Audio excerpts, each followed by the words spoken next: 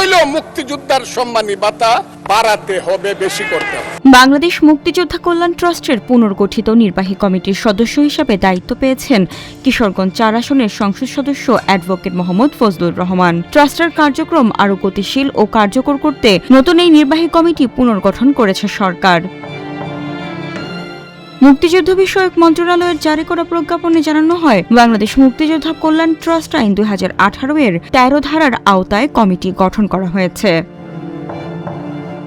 পুনর্গঠিত কমিটির সভাপতি হয়েছেন মুক্তিযুদ্ধ বিষয়ক মন্ত্রী আহমেদ আজম খান। সদস্য হিসেবে রয়েছেন মুক্তিযুদ্ধ বিষয়ক প্রতিমন্ত্রী ও ঢাকা ৬ আসনের সংসদ সদস্য ইসরাক হোসেন, কিশোরগঞ্জ ৪ আসনের এমপি মোহাম্মদ ফজলুর রহমান, কুমিল্লা ৬ আসনের এমপি মোহাম্মদ মনিরুল হক চৌধুরী এবং নোয়াখালী ২ আসনের এমপি জয়নুল আবেদিন ফারুক।